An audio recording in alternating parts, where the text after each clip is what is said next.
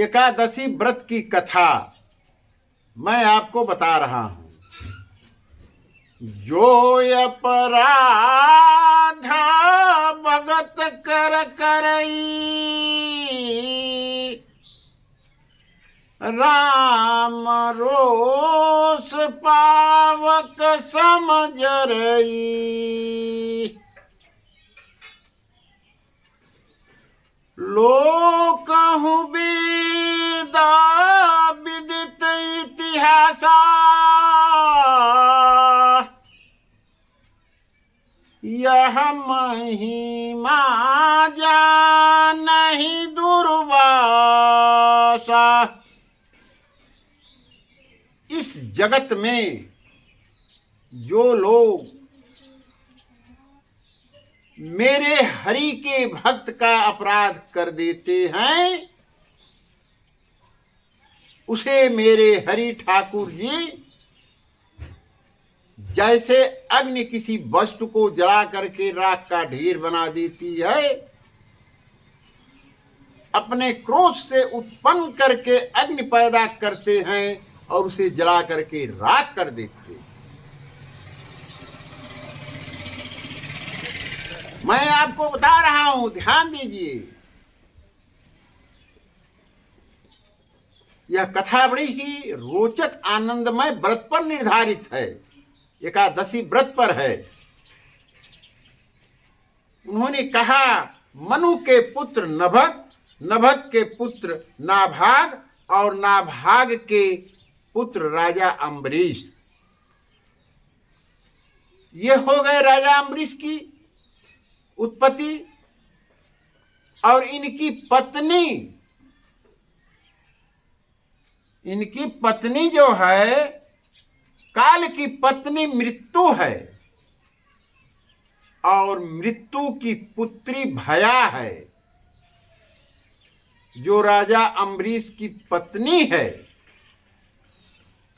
ये दोनों आपस में मिल करके यह सलाह किए कि हम लोग मिल करके भगवान श्री कृष्ण का व्रत करें, एकादशी। ऐसा ही हुआ, दोनों व्रत किए। समय बीतता गया। जब दूसरा साल आ गया, तब राजा ने अपनी पत्नी भया से कहा, तुम जाओ, मंत्री, सिपाही, दासी, दास सबको खबर कर दो कि कल एकादशी का व्रत मैं करूंगा और परसों जो है सबको भोजन करना है। ऐसा सोच करके राजा अम्बरीश अपनी पत्नी से कहे, और पत्नी जो है दासी को बुला करके सबको संदेशा भेज दिया। सब लोग तैयार हैं कि कल एकादशी रहेगी और परसों जो है यहाँ राजा का भोज रहेगा, सब लोग इकट्ठा होकर के भोजन करेंगे। एकादशी आ गई और दोनों प्राणी एकादशी का व्रत किए। फूल, धूप, नैवेद्य, दूध, अनेकानेक अगरबत्ती और जो चीजें भगवान मेरे ठाकुर को चढ़ती हैं, फूल इत्यादि को लेकर के सेवा सत्कार में हाजिर हुए, सेवा किए, पूजा किए। एकादशी बीत गई, द्वादशी चढ़ने ही वाली है कि तब तक ऋषि दुर्वासा जी आ गए। ये विचार किए कि अब द्वादशी में जो है हम पारण करेंगे। उसी समय जो है ऋषि दुर्वासा आ गए। आगे बढ़े राजा, उन्हें प्रणाम किया और ऋषि को ला करके बैठाया, सेवा सत्कार किया और कहा, राजा ने कहा, ईश्वर, द्वादशी में मैं पारण करूंगा और भोजन की व्यवस्था कर दिया हूं, आप भी भोजन कर लीजिए। ऋषि ने कहा, हे राजन, मैं जा रहा हूं यमुना जी में स्नान करने के लिए, वहां स्नान करके आता हूं तो मैं आपका भोजन कर लूंगा। ऋषि चले गए। इधर राजन इंतजार करने लगे कि ऋषि दुर्वासा जमुना जी में स्नान करने गए हैं, लौट कर आएंगे, भोजन कर लेंगे तो मैं पारण करूंगा। वहां जब पहुंचते हैं जमुना जी में तो ऋषि जो है स्नान करते हैं, घाट के किनारे बैठ जाते हैं, भगवान में ध्यान लगाते हैं, मग्न हो जाते हैं और ये भूल जाते हैं कि राजा अम्बरीश ने मुझे भोजन के लिए बुलाया है। और समय बीतते बीतते पूरी साल बीत जाती है। अब इधर जो था राजा अम्बरीश ने अपने गुरुजनों से, ब्राह्मणों से, संतों से, महात्माओं से पूछा कि एकादशी तो हम कर चुके हैं, द्वादशी में आए थे हमारे महात्मा जी, ये दुर्वासा जी, मैंने उनको भोजन के लिए कहा, अब द्वादशी भी बीतने वाली है, बताइए हम क्या करें। अगर पारणा नहीं करते हैं तो व्रत हमारा भंग हो जाएगा। इन लोगों ने बताया कि अय राजन, तुम जल का ग्रहण कर लो, जल के ग्रहण के कर लेने से भोजन के बराबर है और नहीं भी है। राजा ने ऐसा ही किया, जल ग्रहण कर लिया। समय बीतते बीतते जो है वो पूरा साल बीत गया। जब अगला साल आया तो वह एकादशी बीतने के बाद द्वादशी में ऋषि दुर्वासा का ध्यान टूटा, वहां से चले आए तो यहाँ क्या देख रहे हैं कि राजा आगे आगे आ रहे हैं हमारा स्वागत करने के लिए। राजा ने उनका स्वागत किया।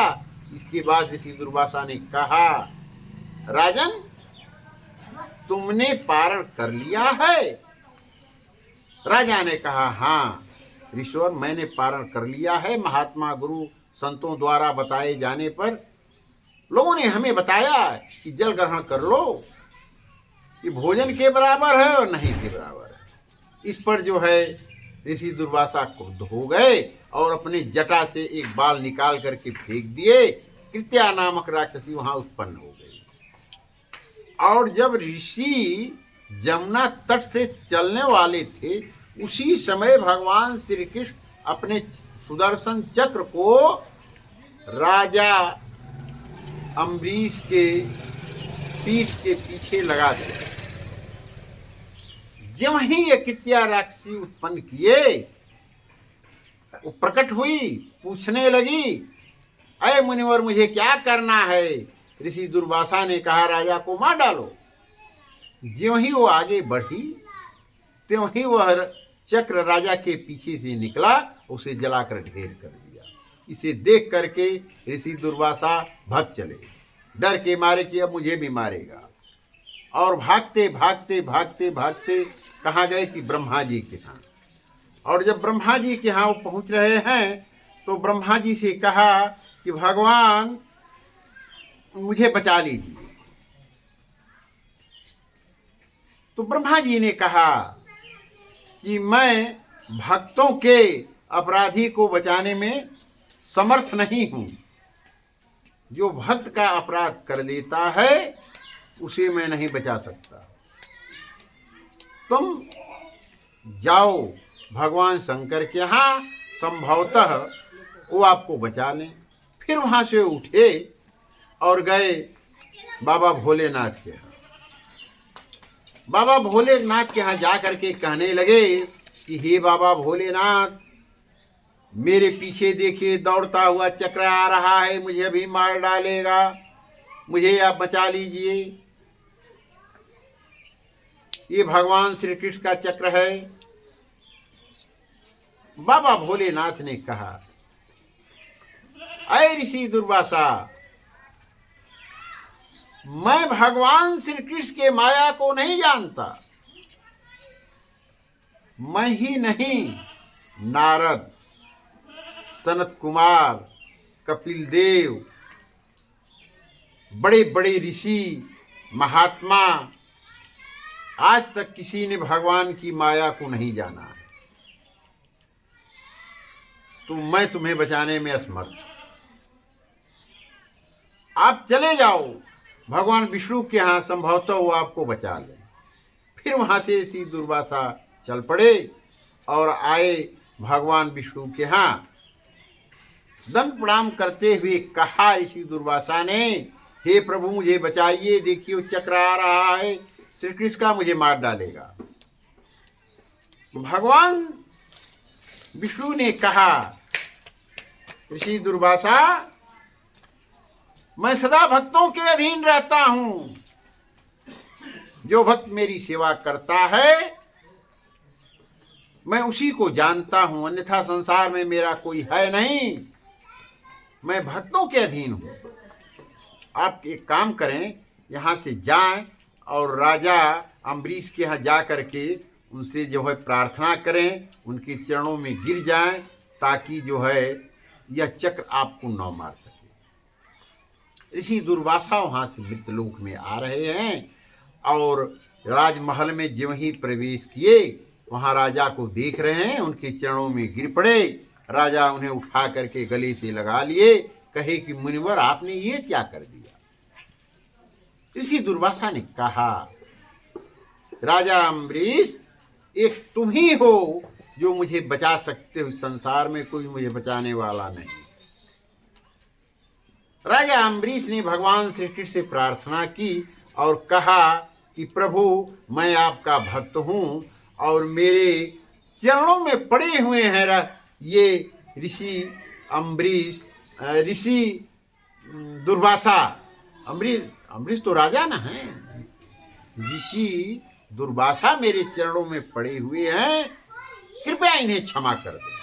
वहीं से सुदर्शन चक्र जो है वापस चला गया और ये सब लोग आनंदमय रहने लगे, भोजन कराए और इसके बाद ऋषि को विदा किए। तो बंधुओं, इस संसार में कोई भी हो जो मेरे हरि ठाकुर जी कृष्ण जी का सेवा करता है, भक्त है, उसे भगवान जो है बचा लेते हैं। इस संसार में भगवान के अलावा दूसरा कोई है नहीं, क्योंकि यह जीव आत्मा रूप हो करके, यह मनुष्य आत्मा रूप हो करके, इसके शरीर में आत्मा है, जीव बन जाता है और अहंकार करके संसार में भ्रमण कर रहा है, मैं और मेरा के चक्कर में पड़ा हुआ है। इसलिए बंधुओं, मैं आप लोगों से बार बार कहूँगा, मेरे ठाकुर जी का भजन करें।